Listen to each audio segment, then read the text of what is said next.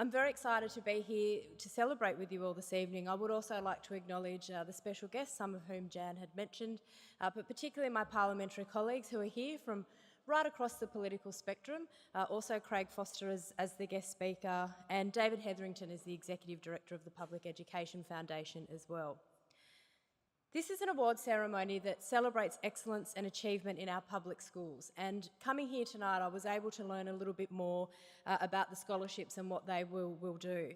This year's scholarships will be awarded to over 270 students and 9 educators from across Australia, and since its inception in 2008, the Foundation has supported over 1,000 students, which is an amazing achievement. I will say, as Minister for Education, I'm extremely proud to be a product of public education myself. 20 years ago, I was in Year 12 at Gunnedah High School, so you can now all work out how old I am. I'm now the Minister for Education, and our eldest daughter is now in kindergarten at the local government school in Gunnedah that I also attended.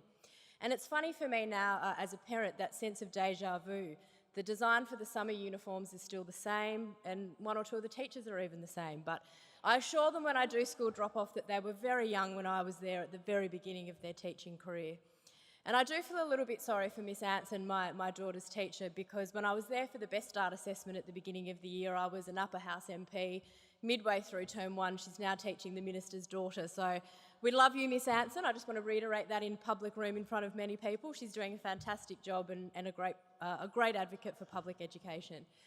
But in all seriousness, I do really appreciate having that lived experience of public education, both previously as a student and now obviously as a parent. And I'm a big believer in making sure that all students, no matter where they live or what school they attend, can access a world-class education here in New South Wales.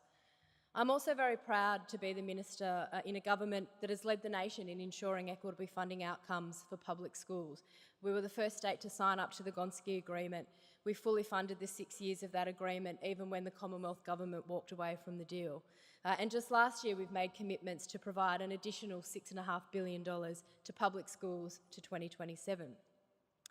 I do firmly believe that providing equal opportunity to high-quality education is the greatest single enabler for the next generation. And while I think choice in education is an important principle, equality of opportunity in education is foundational. This is why I will always be the strongest advocate possible for an excellent and equitable public school system.